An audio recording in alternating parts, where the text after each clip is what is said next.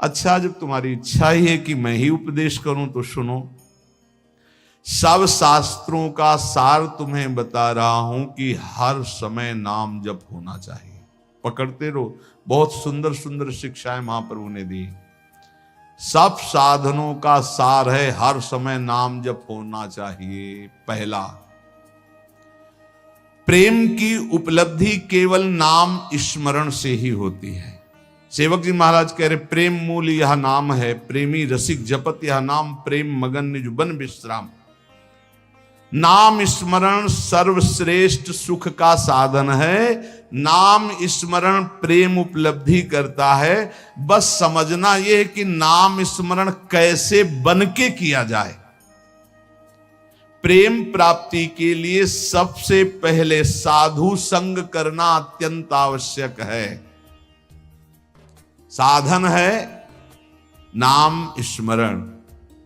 नाम स्मरण की पूर्ति, नाम स्मरण करना, नाम स्मरण बढ़ाना, नाम स्मरण बचाना, यह साधु संग से होता है। शास्त्रों में ढूंढो तो हर बात का आपको प्रमाण मिलेगा। श्री ध्रुवदास जी कह रहे, भजन न होई संग बिनु, भजन बिना नहीं प्रेम। भजन के बिना प्रेम नहीं होगा, भजन बिना साधु संग के नहीं होगा। तो बोले साधन को हरि भजन है, कै सत्संग सहाय। साधु संग सहायता करता है भजन करने में, भजन बढ़ाने में, भजन पचाने में। साधु संग सबसे पहला कर्तव्य है भगवत प्राप्ति का कि साधु संग करे। साधु संग से नाम कीर्तन, सत्संग, भगवत लीलाओं का कथन श्रवण, नाम जप, ये साधन प्राप्त होने लगते हैं। जंतुर, कलावा, भस्म, राख, एक को बात नहीं कही, नहीं। साधु संग से नाम कीर्तन, सत्संग, भगवत लीलाओं का कथन श्रवण और नाम जप, ये प्राप्त होता है। पकड़ो, यह है साधु संग। इन्हीं जो साधन बताए, साधु संग से इन्हीं साधनों को पकड़ना चाहिए। संसारी लोगों से किसी भी तरह का वैरागी का कोई संबंध नहीं होना चाहिए। हमें लगता है आज जो अभी चर्चा शुरू हो रही है, ये वैराग्य बहुत आगे अच्छे उपदेश हैं, ये पकड़ लेना चाहिए, महाप्रभु के उपदेश हैं। विरक्त को चाहिए कि अगर वो एकांत में बैठ करके सोचे कि मेरा कौन, तो पूरा घूमने पर मन को कोई अपना नहीं मिलना चाहिए। गुरु कृपा से आज तक ऐसा ही है, सब श्री जी के हैं, अपना कोई नहीं है।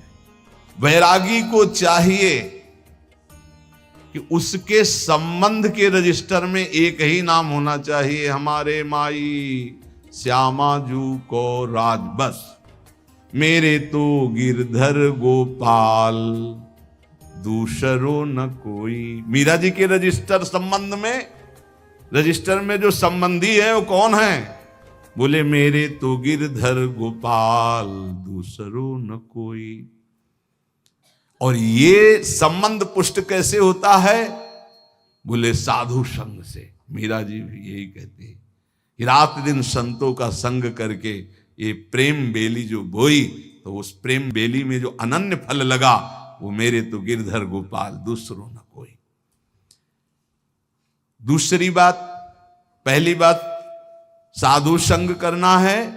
साधु संग किसे कहते हैं? जिसके संग से भजन बढ़ने लगे, भगवत कथा सुनने को मिले, भगवत अनुराग बढ़े, भगवान नाम कीर्तन, भगवत लीला गायन श्रवण, ये साधु संग। तो साधु संग का परहेज क्या है? संसारी पुरुष का कोई भी संबंध नहीं होना चाहिए।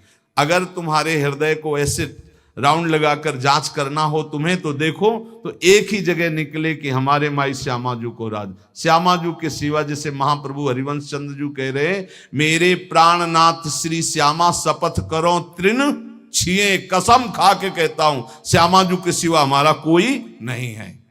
ये बात हुई।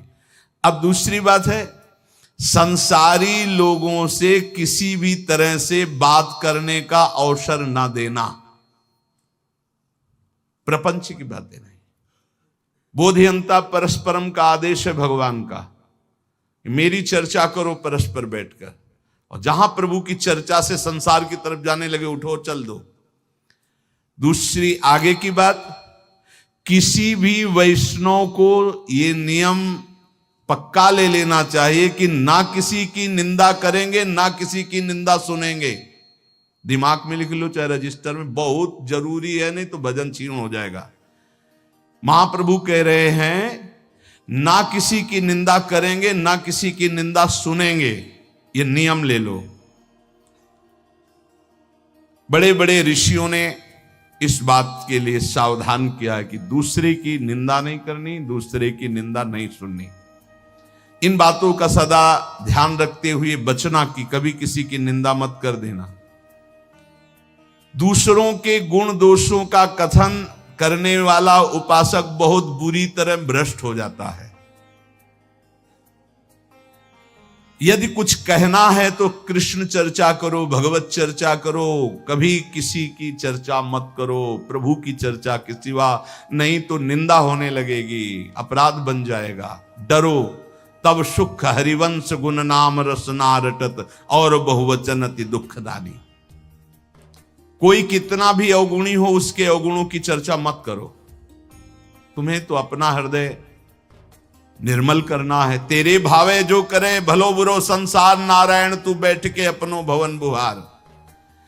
देखो ध्यान से सुनना, चाहे कितना बड़ा कोई ज्ञानी हो, ध्यानी हो, जपी हो, पंडित हो, जहां उसने किसी की भी निंदा का वाक्य मुख से निकाला वहीं पतित हो जाएगा, गिर जाएगा, भ्रष्ट हो जाएगा।